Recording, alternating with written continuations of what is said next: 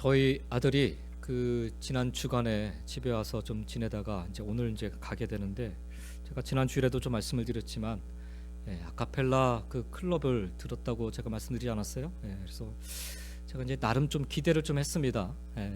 얼마나 노래를 잘할까. 어릴 때는 곧잘 했어요. 제가 사실은 동영상을 준비했다가 차마 여러분에게 못 보여드리는데, 어릴 때는 아주 그냥 쩌렁쩌렁하게 노래를 잘했거든요. 그래서 이제 이번에도 제가 이제 나름 2차 오디션까지 해가지고 합격됐다고 하니까, 그래서 기대를 가지고 지금 봤는데 집에서 열심히 연습을 하더라고요. 나름. 근데 제가 듣는데 도저히 제가 못 듣겠어 가지고 문을 좀 닫고서 제가 있었던 시간이 있었습니다. 누구나 다 그런 기대를 해요. 저도 제 아들이기 때문에 저도 노래를 그냥 못하는 편은 아니고, 또 저희 집사람도 가끔 음이탈이 조금씩 나긴 하지만 그래도 저희 집사람도 노래를 조금 하는 편이어서, 그래서 아들에 대한 그런 기대가 노래를 좀 할 수 있을 거다라고 기대를 했는데, 기대하고는 조금 다르게 약간 좀 부족함이 좀 느껴집니다. 물론 본인이 열심히 노력을 하겠다라고 하고 있는데 언제쯤 그 정상 궤도에 올라갈지 참 알 수가 없습니다. 아무튼 그런 기대를 저도 이번에 좀 가져봤던 것 같습니다. 그래서 오늘 말씀을 제가 지금 준비하면서 제가 제 아들에게 가졌던 그런 기대, 그런 기대, 다른 기대겠지만 하나님도 우리를 향한 그런 기대가 있지 않나, 그런 생각을 하게 됩니다. 오늘 말씀, 우리가 읽은 말씀은요, 사도 바울이 에베소 성도들을 위해서 기도한 말씀입니다. 기도문입니다. 사실 바울의 이 에베소 성도들을 위한 기도이기는 하지만 다른 의미로는 사도 바울의 그 에베소 성도들을 향한 기대라고 할 수가 있습니다. 바울의 기대가 기도로 표현되고 있는 것입니다. 그러나 이것은 더 나아가서 사도 바울을 통해 전달되어진 에베소 교인들을 향한, 그리고 또한 무리들을 향한 하나님의 기대인 것입니다. 바울은 이 앞에서 벅찬 감격을 가지고 하나님이 우리에게 주신 신령한 복을 찬송하였습니다. 창세전부터 우리를 선택하여 주신 그 복, 또 그 아들 예수 그리스도로 말미암아 그의 피로 우리를 구속해 주신 복, 그리고 성령으로 우리를 인치신 복을 인하여서 사도 바울은 하나님을 찬양하였습니다. 그리고 오늘 본문에 이르러서는 이제 기도를 시작하고 있는 것입니다. 우리가 신앙생활하면서 찬송과 기도는 매우 중요한 관계를 가지고 있습니다. 우리의 삶은 늘 찬송하는 삶이 되어야 합니다. 그러나 이것은 기도가 없이는 불가능합니다. 찬송을 위해 기도해야 하고요, 기도하다 보면 찬송하게 되는 것입니다. 바울은 먼저 찬송을 하였고, 이 찬송을 계속 유지할 수 있도록 에베소 성도들을 위해 지금 기도하고 있는 것입니다. 오늘 여기 사도 바울의 기도는 감사로부터 시작되고 있습니다. 15절과 16절 말씀을 다시 한번 보시면, 이로 말미암아 주 예수 안에서 너희 믿음과 모든 성도를 향한 사랑을 나도 듣고 내가 기도할 때 기억하며 너희로 말미암아 감사하기를 그치지 아니하고 라고 말씀합니다. 사도 바울은 앞에서 좀 전에 이 본문 말씀 앞에서 자신이 받은 신령한 복에 대해서 감사했습니다. 그러나 또한 에베소 성도들의 믿음과 사랑 때문에 더욱 감사하게 되었다라고 고백합니다. 에베소 성도들은 극심한 환난과 핍박 속에서도 믿음을 잃지 않고 있었습니다. 우리도 믿음을 잃지 않고 끝까지 믿음을 견지해 나갈 때, 지켜나갈 때 주위 많은 사람들에게 이것이 또한 감사의 조건이 되는 것입니다. 뿐만 아니라 그런 믿음으로 자기들끼리는 서로 깊이 뜨겁게 사랑했습니다. 이 말을 들은 사도 바울은 감사하지 않을 수 없었던 것입니다. 이런 감사가 바울의 기도를 만든 것입니다. 오늘도 우리 주님은 우리 믿음의 성도들을 위해 기도하고 계십니다. 성도들을 위해 근심하면서 기도할 때도 있지만, 바라기는 우리 모든 성도님들께서는 우리 주님이 여러분으로 인하여서 감사하실 수 있는 그런 복된 성도님들 다 되시기를 주님의 이름으로 먼저 간절히 축원드립니다.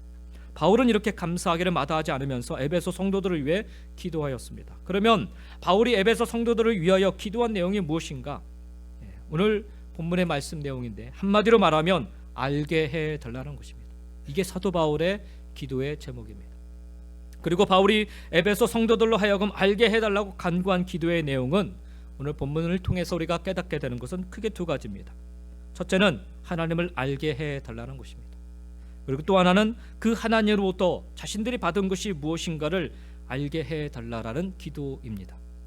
이 두 가지가 바로 사도 바울의 그 에베소 교인들을 향한 기대이고요, 또한 하나님의 기대인 것입니다. 아울러 이 두 가지는 하나님을 알게 해달라는 것과 하나님으로부터 받은 것이 무엇인가를 알게 해달라는 이 두 가지는 여러분과 저를 향한, 우리 모두를 향한 하나님의 기대가 되는 줄 믿습니다.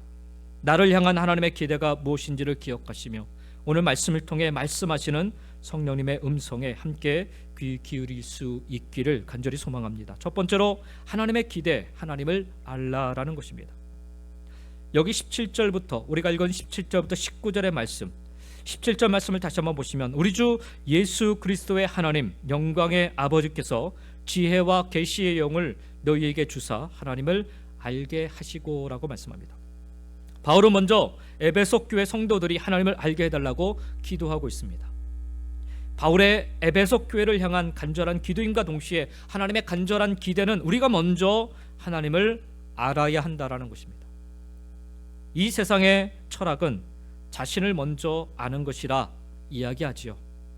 우리가 잘 아는 소크라테스 같은 사람은 너 자신을 알라라는 그런 유명한 철학의 명제를 내놓았습니다.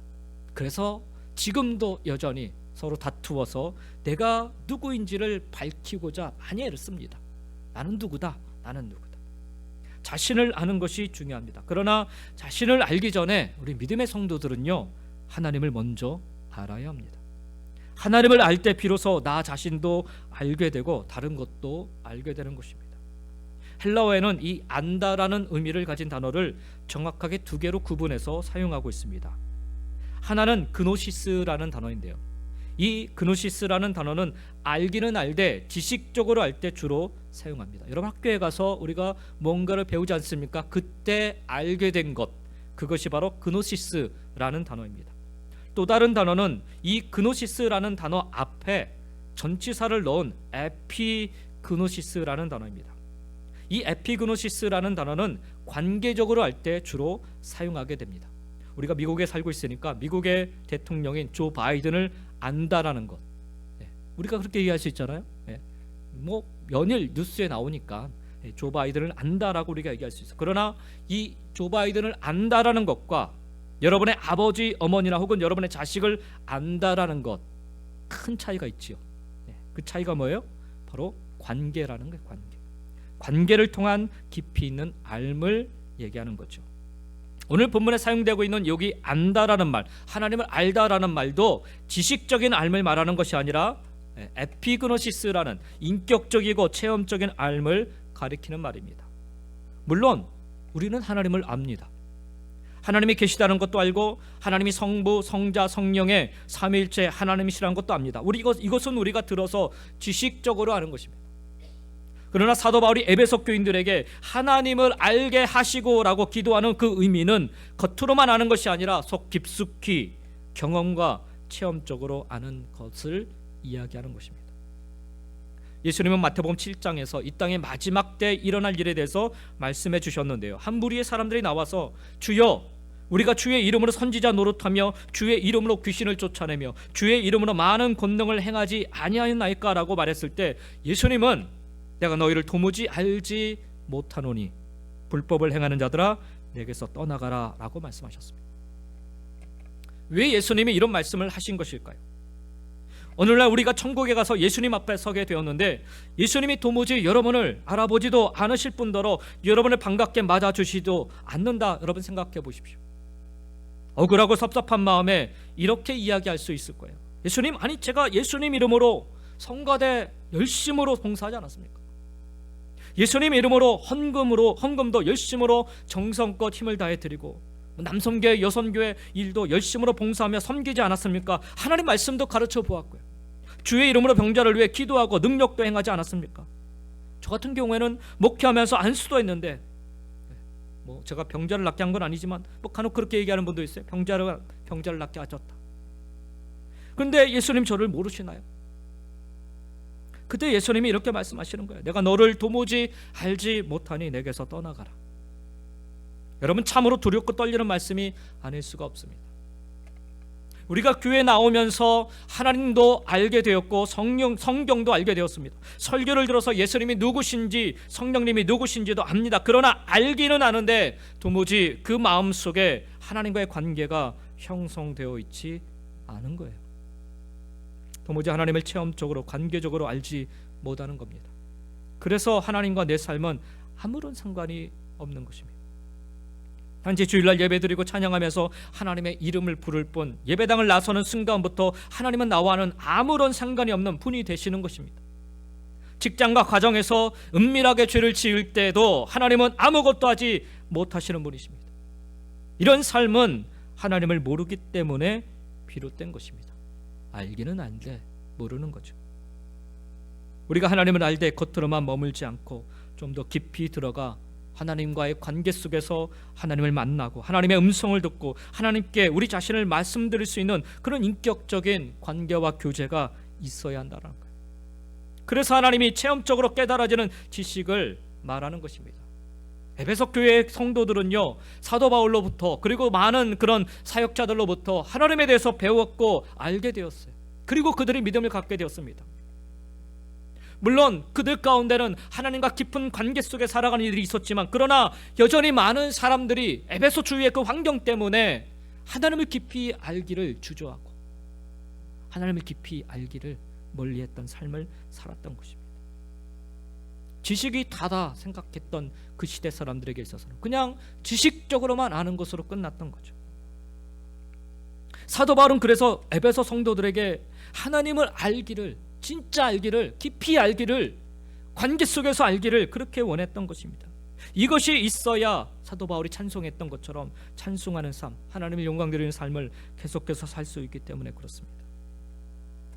그러면 우리가 어떻게 하나님을 바로 알 수 있겠습니까?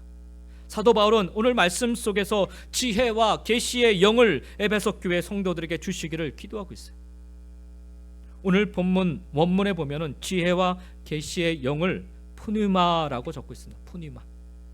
푸니마는 그 성령을 가리키는 말입니다. 성령은 우리가 믿을 때 이미 우리 안에 오셔서 거하여 주시며 우리를 거듭나게 해주시고 예수님을 믿게 해주십니다. 그러나 사도 바울은 여기에 머무르지 않고 성령님을 통해 하나님과 더 깊은 교제 속에 들어가서 체험적으로 알 수 있도록 지혜와 계시의 영을 구하고 있는 것입니다. 왜냐하면 사도 바울 스스로도 이 지혜와 계시의 영으로 말미암아 자신이 하나님을 더 깊이 알게 되었고, 자신이 있어야 할 자리, 그리고 자신이 증거해야 할 말들을 하나씩 알아갔기 때문입니다. 우리가 아는 것처럼 사도 바울은 열심히 특심이었던 사람이었어요. 누구보다 하나님을 잘 안다라고 자부하며 살았던 사람입니다. 그런데 그가 행한 일이 무엇이었습니까? 예수 믿는 자들을 쫓아다니며 다 죽이고 잡아 가두는 일을 그가 행했지요. 하나님을 몰라서 그랬습니까? 아니요, 하나님을 너무나도 잘 알았기 때문에 그랬어요. 그런데 알기는 알았는데 지식적으로 알고 있었죠. 우리가 하나님을 지식적으로 알고 있으면 이와 같은 일을 범하게 된다는 거예요. 너무 잘한다고 얘기해요. 너무 뻔하다고 얘기를 해요. 이게 하나님의 뜻이다라고 얼마나 장담하며 얘기하는지 모르겠어요. 그러나 정말 하나님을 제대로 알지 못하기 때문에 계속 빗나가는 거예요. 계속 잘못된 길로 가는 거죠. 사도 바울이 다메섹 도상에서 예수님을 만남으로 말미암아 그때서야 비로소 하나님과의 깊은 관계 속으로 그가 들어갔어요. 그러므로 말미암아 그가 지혜의 계시의 영을 통하여서, 성령을 통하여서 하나님이 누구신지 그리고 예수님이 누구신지 알게 된 거죠. 그래서 그 뒤로부터는 자신이 무엇을 해야 되는지, 자기가 있어야 될 자리, 자기가 무슨 말을 하며 살아야 되는지를 하나씩 알아갔다라는 거예요. 하나님을 알면 내가 어디에 있어야 하는지, 하나님을 알면 내가 어떤 삶을 살아야 하는지, 그리고 무슨 말을 하며 살아야 하는지를 비로소 알게 되는 것입니다. 일례로 사도 바울이 오늘 이 에베소서를 쓰고 있는 에베소서를 쓰고 있는데 자신의 처지에 대해서 3장 1절에 보면 이렇게 얘기해요. 이러므로 그리스도 예수의 일로 너희 이방인을 위하여 갇힌 자 된 나 바울이라고 고백을 하고 있습니다. 여기 그의 고백에 따르면 그가 굳이 안 갇혀도 되는데 스스로 갇히는 쪽을 택하였음을 우리는 알 수가 있습니다. 즉 자기 스스로 자기 자신이 있어야 할 자리가 어디인지를 찾아간 것이 바로 로마의 감옥이었다라는 말입니다. 여기 갇힌다라는 것이 갖는 의미는 자기 자신의 자유를 포기하는 것입니다. 이것은 곧 희생이고 헌신입니다. 왜 그는 스스로 갇히면서까지 이 희생과 헌신의 자리로 나아갔던 것일까요? 바로 이방인 때문이고 바로 예수 그리스도 때문입니다. 여러분 기억하시는지요? 주님이 사울이었던 바울을 다메섹에서 부르셨던 일, 그때 주님은 두려움과 의문 그리고 의심을 가지고 있던 아나니아라는 제자에게 사울에게로 가라는 명령과 함께 이렇게 말씀하십니다. 주께서 이르시되, 아나니아에게 말씀하시는 거예요. 가라, 이 사람은 내 이름을 이방인과 임금들과 이스라엘 자손에게 전하기 위하여 택한 나의 그릇이다 라고 사도행전 9장 15절에 말씀합니다. 그러면서 하시는 말씀이 그가 내 이름을 위하여 얼마나 고난을 받아야 할 것을 내가 그에게 보이리라 하시니라. 무슨 말씀입니까? 그가 영광 받을 자리로 가는 게 아니라 그가 고난을 받아야 할 것을 그에게 보이셨다라고 말씀합니다. 그래서 예수와 예수 믿는 자를 핍박하던 사울이요, 바울이 된 이후로는 지혜와 계시의 영 중, 즉 성령으로 말미암아 자기 자신이 있어야 될 자리, 편안하고 안락하게 신앙생활하는 자리가 아니라 고난을 기꺼이 받아야 하는 자리, 주의 이름을 이방인과 임금들과 이스라엘 자손들에게 전해야 하는 자리임을 알았기 때문에 그는 주저하지 않고 스스로 갇힌 자의 자리로, 헌신과 희생의 자리로 나아갔던 것입니다. 그러면서 그가 이 계시와 지혜의 영으로 말미암아 강력하게 증거하고자 했던 메시지는 하나님의 은혜의 경륜, 곧 구원의 기쁜 소식이었습니다. 에베소서 3장 1절부터 4절에 사도 바울이 이렇게 고백을 합니다. 이러므로 그리스도 예수의 일로 너희 이방인을 위하여 갇힌 자 된 나 바울이 말하거니와 너희를 위하여 내게 주신 하나님의 그 은혜의 경륜을 너희가 들었을 터이라. 곧 계시로 내게 비밀을 알게 하신 것은 내가 먼저 간단히 기록함과 같으니 그것을 읽으면 내가 그리스도의 비밀을 깨달은 것을 너희가 알 수 있으리라 말씀합니다. 그러면서 사도 바울이 뭐라고 하냐면 이 복음을 위하여 그의 능력이 역사하시는 대로 내게 주신 하나님의 은혜의 선물을 따라 내가 일꾼이 되었더라라고 고백을 합니다. 스스로 갇혔으나 강력히 전하고자 하는 바울의 메시지는 바로 하나님의 은혜의 경륜이었습니다. 이 하나님의 은혜의 경륜은 바울에게 하나님이 주신 것이고 너희 즉 에베소 성도들을 위한 것이며 또한 그들이 들어야 하는 것이었습니다. 이 하나님의 은혜의 경륜은 계시이고 비밀인데 그래서 다른 이들이 몰라야 하는데 바울은 이 모든 이들에게 이것을 알도록 증거합니다. 왜 그런가? 에베소서 3장 6절에 이것을 밝히기를 이는 함께 상속자가 되기 위함이며 함께 지체가 되기 위함이고 함께 참여하는 자가 되기 위함임을 밝힙니다. 이것을 바울은 복음이라 부릅니다. 그리고 그는 이것을 위해 일꾼 되었다라고 고백합니다. 그러나 자신의 힘이 아닌 하나님의 능력으로 그리고 하나님이 자신에게 주신 선물이기 때문에 이것을 감당한다라고 고백합니다. 사랑하는 성도 여러분, 사도 바울은 이렇게 지혜와 계시의 영, 즉 성령으로 말미암아 자기 자신이 있어야 될 자리 그리고 자신이 증거해야 될 말들을 하나씩 알아갔습니다. 처음부터 그가 자신이 있어야 할 자리가 어디인지를 찾아서 간 게 아니었습니다. 만약 그가 스스로 자신의 자리를 찾아갔다면 어떻게 되었을까요? 아마도 예루살렘 교회를 꿰차고 있지 않았을까요? 그가 가지고 있는 백그라운드로는요 충분히 가능한 일입니다. 혹 안디옥 교회에서 그를 그토록 원했고 또 그곳에서 사도 바울이 사역을 하면서 엄청난 부흥을 경험했으니까 안디옥 교회 담임 목사 자리를 차지하고 있었지 않았을까요? 그런데 그는 소위 말하는 장래가 보장되고 안정되고 편안하다 할 수 있는 그런 자리를 마다하고 험한 고난의 길을 자처하며 선교 여행을 1차, 2차 그리고 3차에 걸쳐서 감당을 합니다. 편한 길이 아니었어요. 다 고난이었고 핍박이었고 매받는 길이었고 굶주림이었고 갇히는 자리였고 어디 그뿐입니까? 굳이 로마로 압송당해 감옥에 갇히고 훗날 그는 그 감옥을 끝으로 순교로 자신의 인생을 마치고야 합니다. 얼마든지 피할라 치면은 피할 수도 있었던 로마로 가는 길이었어요. 그러나 그는 성령에 이끌려 자신이 있어야 할 자리가 어디인지, 자신이 감당해야 할 일이 무엇인지, 무엇을 전해야만 하는지를 알았기 때문에 그는 믿음으로 순종하며 살았던 것입니다. 왜 사도 바울이 에베소 교회 성도들에게 이 계시와 지혜의 영을 부어주시기를 간구했는지, 그래서 하나님을 알도록 그토록 기도했는지 여러분 아시겠는지요? 여러분, 이게 진짜 성도의 모습이기 때문에 그렇습니다. 하나님을 알지 못하면, 성령으로 말미암아 하나님을 알지 못하면 내가 가고 싶은 대로 막 가버려요. 내가 하고 싶은 일 막 해버립니다. 그리고 내가 있고 싶은 곳, 내가 말하고 싶은 것 그냥 해버립니다. 근데 사도 바울은 하나님을 정말 알았기 때문에 자기가 있어야 될 자리, 자기가 말해야 될 것이 무엇인지를 알면서 그 자리에, 그곳에서 진짜 성도의 모습으로 살았던 것입니다. 저도 그렇고 이곳에 모여 함께 예배 드리신 여러분 모두도 바로 이런 지혜와 계시의 영을 가지고 신앙생활 할 수 있기를 간절히 소망합니다. 지혜와 계시의 영으로 늘 말씀을 읽고 들으시기 바랍니다. 우리가 예수 믿고 교회에 나와 예배에 참석하지만 이것으로 다 된 게 아니에요.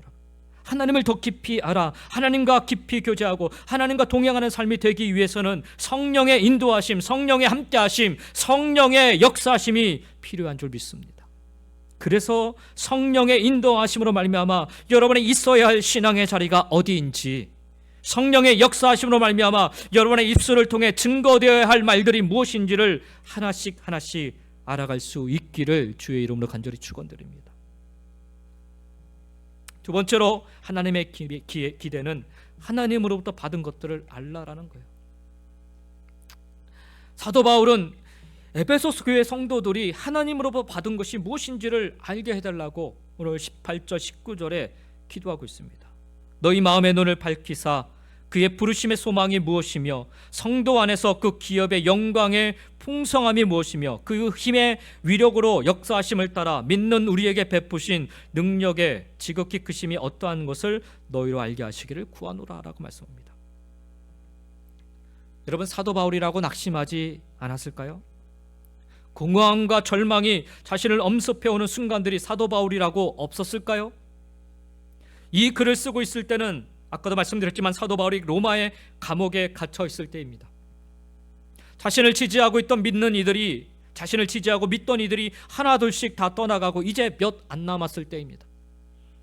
자신이 세운 교회들이 자기가 갇힌 일로 인해서 진리에서 멀어지고 흔들리고 있다라는 소식을 들으며 사도 바울이 인간적으로 고통스럽지 않았을까요? 자신을 바라보며 실망하는 성도들의 모습을 생각하며, 아니 왜 굳이 로마로 가서 왜 그렇게 갇혀가지고 왜 그 고난을 당하느냐, 난 도무지 이해할 수 없다라고 하면서 자기 자신에 대해서 그 실망하는 성도들의 모습을 생각하면서 순간순간 견디기 힘들지 않았을까요? 이제 곧 죽음의 순간이 자신에게 찾아옴을 직감하고 있던 사도 바울이 두려움에 빠지지 않았을까요? 그가 처한 환경과 상황을 바라보면 충분히 그럴 수 있다 여겨집니다. 그런데 에베소서나 빌립보서와 같이 옥중에서 쓴 바울의 서신서들을 보면 한결같이 사도 바울은 기쁨에 차 있고요, 감사가 넘치고 있고요, 찬송으로 충만한 그런 모습을 볼 수가 있습니다. 어떻게 그가 이런 모습을 유지할 수 있었을까요? 아무런 고통도 느끼지 못하는 철혈 인간이라서 그가 이렇게 견디고 버티고 있었던 걸까요? 그런 모습을 보였던 걸까요? 그렇지 않습니다, 여러분. 절대로 그렇지 않습니다. 오히려 사도 바울은 너무나도 절절히 고통과 아픔을 공감할 줄 아는 사람이었어요. 그럼에도 불구하고 그가 이 같은 모습을 가질 수 있었던 비결은 항상 기뻐하고 항상 감사하며 항상 찬송할 수 있었던 비결, 그 비결은 그의 시선이 항상 하나님 앞에 가 있었기 때문입니다. 하나님으로부터 자신이 무엇을 받았는지를 그는 너무도 분명히 알고 있었기 때문입니다. 그리고 자신이 받은 것이 얼마나 풍성하고 얼마나 영광스럽고 얼마나 영원한지를 그는 알았기 때문에 공허함이 찾아와도 공허하지 않을 수 있었던 것입니다. 아예 공허함이 찾아온 것이 아니라, 안 찾아온 게 아니라 사도 바울도 공허함을 느꼈던 거죠. 그런데 그 공허함이 찾아와도 공허하지 않을 수 있었던 것입니다. 절망이 찾아와도 절망하지 않을 수 있었던 것입니다. 고통 속에서도 감사할 수 있었고 슬픔 속에서도 기뻐할 수 있었으며 갇힌 자였으나 오히려 자유한 삶을 살 수 있었고 가난하였지만 이 세상 누구보다 부유한 삶을 살 수 있었던 것입니다. 그래서 바울은 힘들고 고통스러운 환경에서 어려움에 처한 이 에베소 교회 성도들에게 하나님으로부터 받은 것이 무엇인지를 알게 해달라고 기도하고 있는 것입니다.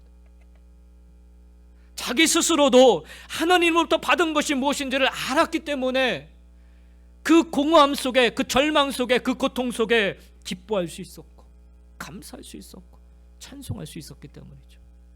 그래서 내가 경험해 보니까 내가 받은 하나님으로부터 받은 것이 이 얼마나 영광스러운지 내가 아니까 나 이것을 이겼다라는 거예요. 그래서 에베소 성도들에게 좀 얘기하고 있는 것입니다. 너희들도 하나님으로부터 받은 것이 무엇인지를 좀 알았으면 좋겠다. 이게 하나님의 기대이고 이게 사도 바울의 기대였던 것입니다. 그러면서 저들의 마음의 눈을 밝혀달라고 기도하고 있습니다. 우리가 이 세상 것을 알기 위해서는 열심히 공부하지요.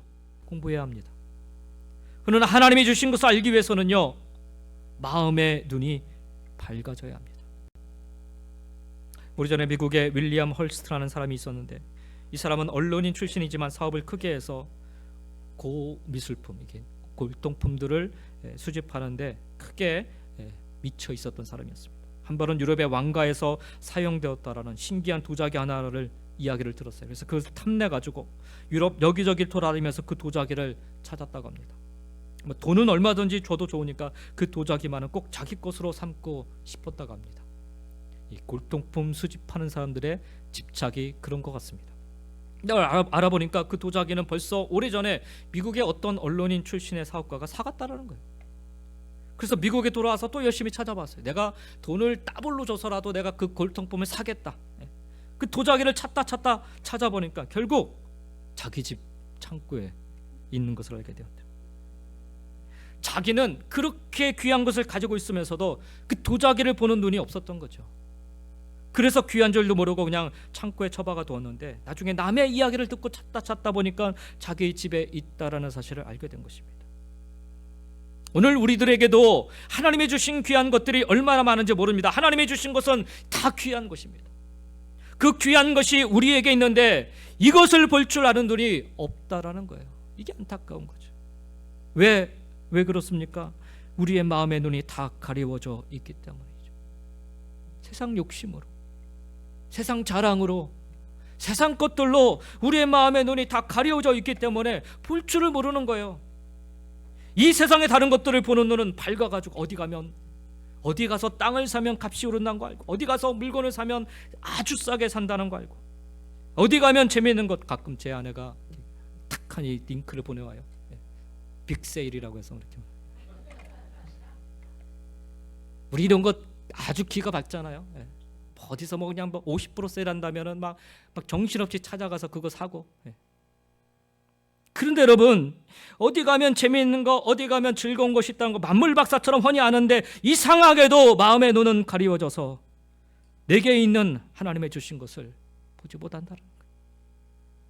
바울은 우리의 마음의 눈을 밝히사 에베소 성도들에게 하나님의 주신 그 귀한 것들을 알게 해달라고 기도하고 있는 것입니다. 오늘 우리의 마음의 눈이 밝히 열려지기를 기도할 수 있기를 원합니다. 마음의 눈이 열려야 비로소 내가 갖고 있는 게 무엇인지 보게 되는 거예요. 사도 바울은요, 가난했어요. 진짜 가난했어요. 근데 그는 너무너무 부유하게 살았어요. 그가 가지고 있는 게 자기 손에는 진짜 가난한 것밖에 없지만 나중에 그가 뭐라고 얘기해요? 외투 하나 갖고 오라고 해요. 외투 하나. 그 수중에, 자기 수중에 있었던 건 외투 하나예요. 외투 하나. 그리고 성경책. 그가 가지고 있었던 전 재산이었어요. 그러니 여러분, 그 상황을 보면은 결코 부유한 삶이 아니었죠. 그런데 어느 누구보다도 부유한 삶을 그가 살았어요. 그래서 마음 넉넉한 마음으로 계속 주는 거예요. 계속 주는 거. 그럴 수 있었던 게 무엇입니까? 자기 마음의 눈이 열려지니까 내가 갖고 있는 게 너무나도 큰 거죠. 너무나도 귀한 거예요. 이건 세상 어떤 곳으로 바꿀 수 없는 너무나도 귀한 것이기 때문에 그가 이 부유함 속에 살 수 있었다는 거죠. 왜 우리가 오늘 살아가면서 짜증내고 힘들어합니까? 우리 눈이 아직도 가려져 있기 때문에 그렇습니다. 자녀들을 보면서 혹은 내 남편과 아내를 보면서 왜 이렇게 짜증이 나고 힘듭니까? 우리 눈이 가려져 있기 때문에 그래요. 우리의 눈이 먼저 밝히 열려지는 것이 중요하다는 사실. 그러면 하나님이 우리들에게 주신 귀한 것들이 어떤 것들인가? 오늘 본문 속에서 사도 바울이 세 가지를 말씀합니다. 여러분, 내가 받은 게 무엇인지, 내가 갖고 있는 게 무엇인지를 알아야 돼. 그 중에 하나는 부르심의 소망입니다. 부르심의 소망. 이 부르심의 소망을 알기 원한다고 사도 바울은 기도하고 있습니다. 하나님께서 우리 각자를 부르셨는데 그냥 맹목적으로 뜻없이 부르신 것이 아니라 각자의 목적을 가지고 앞으로 어떻게 만들려는 계획을 가지고 부르셨다라는 거예요. 그렇기 때문에 부르심을 받았을 때는 그에 해당하는 장래의 소망도 같이 갖고 있는 것입니다. 그러면 하나님이 우리를 부르신 그 부르심의 소망은 어떤 것인가? 오늘 우리가 읽은 본문 바로 앞에 부분에 보면 3절부터 5절에 1장 3절부터 5절의 말씀에 보면 이 부르심의 소망에 대해서 이야기하고 있습니다. 3절부터 5절입니다. 찬송하리로다 하나님 곧 우리 주 예수 그리스도의 아버지께서 그리스도 안에서 하늘에 속한 모든 신령한 복을 우리에게 주시되 곧 창세전에 그리스도 안에서 우리를 택하사 우리로 사랑 안에서 그 앞에 거룩하고 흠이 없게 하시려고 그 기쁘신 뜻대로 우리를 예정하사 예수 그리스도로 말미암아 자기의 아들들이 되게 하셨으니 말씀합니다. 여기 보니까 하나님이 우리를 택하신 목적, 다시 말해서 우리를 부르신 목적이 무엇이라 말씀합니까? 우리를 하나님 앞에서 거룩하고 흠이 없는 존재가 되게 하기 위해서라는 거예요. 그래서 그렇게 해서 결국은 우리가 하나님의 자녀가 되게 하려고 부르셨다라는 거예요. 그렇습니다. 거룩하고 흠없는 존재가 되게 하시기 위한 것이 바로 저와 여러분을 부르신 소망의 뜻입니다. 이 말을 뒤집어 보면요, 저와 여러분은 흠이 있는 존재라는 말입니다. 부정하고 악한 존재라는 말입니다. 이것이 저와 여러분의 실존입니다. 그런 여러분, 다른 사람들을 바라보실 때, 특별히 교회 공동체 안에서 서로를 바라보실 때, 야, 저 사람은 그래서는 안 되는데 라는 그런 비난의 시각으로 바라보지 마시기 바랍니다. 우리 모두는 다 흠이 있는 존재들입니다. 거룩하지 못한 존재들입니다. 거룩한 척하는 거죠. 그러나 주님께서 우리를 하나님 앞에서 거룩하고 흠 없는 존재 되게 하시기 위해서 여러분 한 사람 한 사람을 부르셨습니다. 여기 말씀을 잘 보시기 바랍니다. 사람들 앞에서 혹은 우리들 앞에서 거룩하고 흠 없는 존재로 보이기 위해서가 아닙니다. 하나님 앞에서입니다. 하나님 앞에서. 그 말의 뜻은 결국 이 땅에서는 여전히 흠이 있고 불완전한 존재로 살아가는 우리의 모습이라는 것입니다. 그러나 예수를 믿는 우리 모두는, 예수를 나의 구주로 섬기고 살아가는 우리 모두는 마지막 그날에, 하나님 앞에 서는 그날에 거룩하고 흠 없는 존재로 서게 될 것이라는, 그래서 하나님의 자녀가 될 것이라는 약속의 말씀입니다. 이게 우리가 갖고 있는 거예요. 이것을 분명히 알아야 한다는 것입니다. 이 사실을 제대로 인식하지 못하기 때문에 교회 공동체 안에서 서로를 향해 서로의 잘못을 놓고 계속해서 삿대질을 해야 되는 것입니다. 하나님의 아들, 하나님의 자녀, 이보다 더 좋은 것이 어디 있습니까? 비록 지금은 우리가 거룩하지 못하고 또 흠이 많지만, 그러나 하나님이 우리를 부르셨을 때는 그런 것 다 취하고 온전한 하나님의 아들들, 곧 예수님 같이 되게 하시려는 뜻이 있기 때문에 우리 모두가 다 그 하나님의 뜻대로 하나님의 자녀들이 된다라는 거예요. 그러니 우리가 얼마나 귀한 존재입니까? 이 부르심이 얼마나 귀한 것입니까? 우리를 자기의 가장 귀중한 자녀 되게 하시기 위해 우리를 부르셨다라는 거예요. 스스로 낙심하고 절망하고 왜 나는 이거밖에 못 사나? 왜 나는 이렇게밖에 못 사나? 그러지 말라는 거예요. 에베소 교회 성도들은요, 가장 낮은 신분으로 살 수밖에 없었어요. 높은 신분인 사람들도 예수 믿는 순간부터는 가장 낮은 신분으로 살아갈 수밖에 없었어요. 아주 떵떵거리는 직장을 갖고 있던 사람도 예수 믿는 순간 그 직장이 다 날아가 버렸어요. 그게 초대교회 성도들이 갖고 있었던 현실이었습니다. 예수 믿는다는 것 때문에. 그러니 여러분 얼마나 절망스럽겠습니까? 괜히 믿었다 이런 소리 나올 법하잖아요. 근데 사도 바울이 얘기하는 거예요. 그렇지 않다. 우리가 갖고 있는 게 얼마나 귀한 건지 너희들 알아야 된다. 하나님의 자녀, 하나님의 자녀가 되는 축복을 우리가 갖고 있다. 그러니 절망하지 말고 기죽지 말고 힘을 다해 살아가라 얘기하는 거예요. 초대교회 성도들이 그 죽음 앞에서 얼마나 당당하게 살아가는지 여러분 아시는지요? 죽음 앞에서 그들이 굴하지 않았어요. 어떻게 그럴 수 있을까? 곱씹어보면 그들은 하나님의 자녀라는 이 귀한 이 축복을 그들이 품고 있었기 때문에 그래서 그들은 두려워하지 않았던 거죠. 두 번째로 사도 바울이 그들이 갖고 있는 게 무엇인지를 알게 해달라고 기도하는데 뭐냐면 기업의 영광의 풍성이 무엇인지 알게 해달라고 기도합니다. 우리가 하나님의 아들들이 되면 장차 어떻게 되겠는가? 로마서 8장 17절에 보니까 자녀이면 곧 후사 곧 하나님의 후사요 그리스도와 함께한 후사라고 말씀합니다. 다시 말해서 장차 우리가 하나님의 아들들이 되면 우리는 하나님의 상속자들로 하나님의 기업을 누리게 된다라는 거예요. 아까도 말씀드렸지만 예수 믿는 것 때문에 다 잃어버렸어요. 자기 삶의 터전도 다 잃어버렸어요. 그러니 가진 게 없으니까 가난할 수밖에 없죠. 그런 그들에게 사도 바울이 얘기하는 거예요. 그렇지 않다라는 거예요. 이 세상에 비록 너희들이 손에 갖고 있는 게 별로 없을지라도 그러나 하나님이 주신 그 기업이 얼마나 풍성한지를 알았으면 좋겠다는 거예요. 바로 이 기업이 얼마나 영광스럽고 풍성한지 알게 해달라 그렇게 기도하고 있는 거예요. 그래서 여기 18절 하반절에 보니까 성도 안에서 그 기업의 영광의 풍성이 무엇이며 라고 말씀하고 있습니다. 여기서 우리가 놓치지 말아야 될 중요한 단어가 있는데 바로 성도 안에서입니다. 성도 안에서 우리가 하나님의 자녀로서 받은 기업이 아주 풍성함을 알 수 있는 현장이 있는데요, 그게 바로 성도 안입니다. 우리가 하나님의 자녀로서 받은 기업이 정확히 무엇인지를 알 수 있는 곳은 사실 천국입니다. 근데 성경은 사도 바울은 그것을 미리 맛볼 수 있는 것, 아니 이 땅에서 미리 확인할 수 있는 곳이 있다라는 거예요. 그게 혹시 어디냐면 바로 성도 안이라는 것입니다. 성도 안. 제가 1996년부터 97년까지 해서 대전 극동방송국에서 리포터로 일한 적이 있습니다. 밤 9시부터 11시 황금 시간대 제가 주님과 함께라는 그런 프로에서 리포터로 일을 했어요. 일주일에 한 2번, 3번씩 제가 또 주말에는 그 지역 돌아다니면서 이렇게 그 인터뷰도 하고 막 그랬던 적이 있습니다.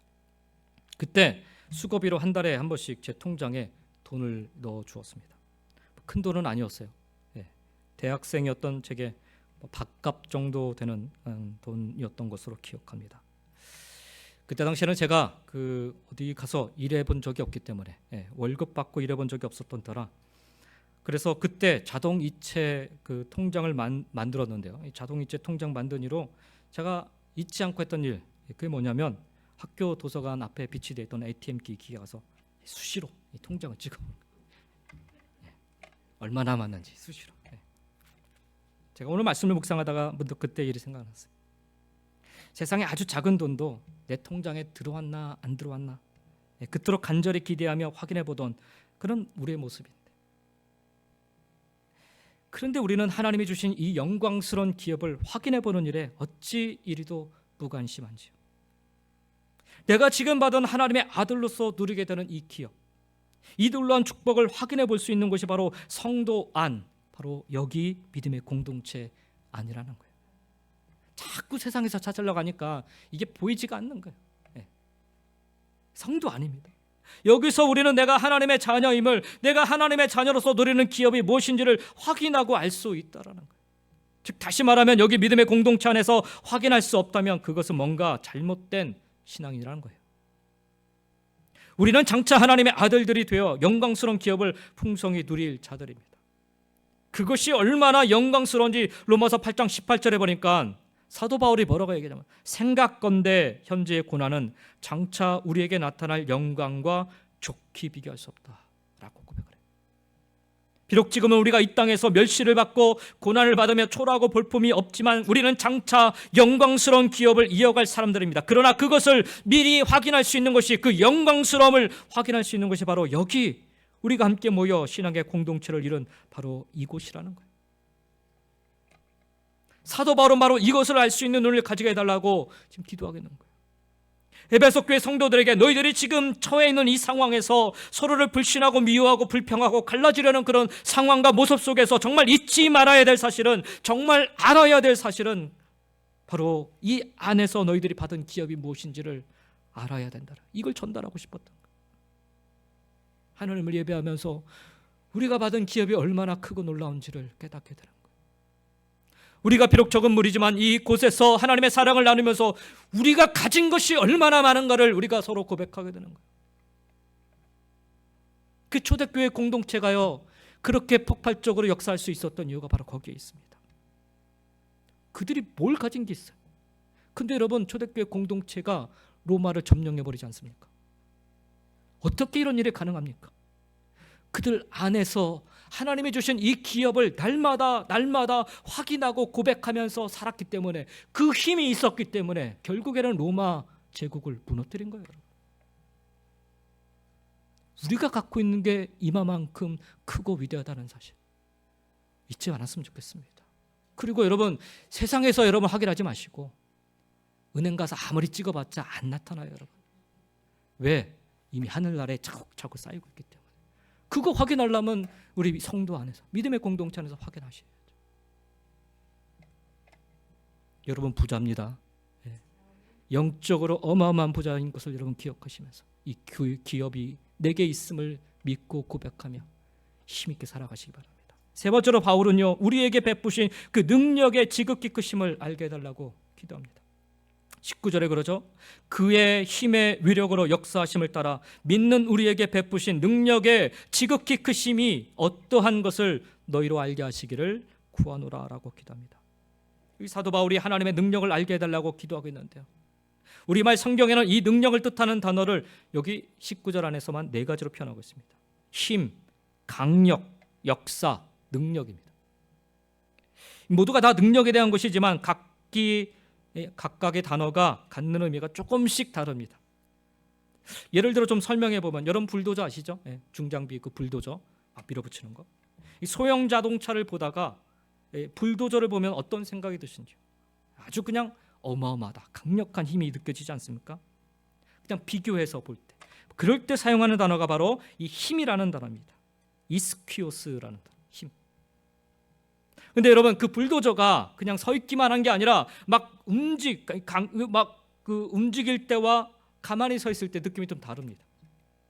불도저가 막 움직일 때 모습을 표현할 때 사용하는 단어가 바로 이 강력이라는 단어입니다. 크라투스. 근데 여러분, 이 불도저가 그저 움직이기만 하는 게 아니라 아주 거대한 나무를 쓰러뜨리거나 거대한 바위를 들어 옮길 때가 있지요. 바로 그와 같은 상황을 표현할 때 사용하는 단어가 역사라는 단어입니다. 에네르게이안이라는 단어. 그리고 이 힘, 강력, 역사 등 이 모든 것, 이런 것들이 모든 것이 밖으로 표출되기 이전에 안에 잠재되어 있는 상태를 가리켜 두나미스, 오늘 본문의 능력이라는 단어입니다. 사도 바울이 이렇게 다양한 단어를 통해서 하나님의 능력을 표현하고 있어요.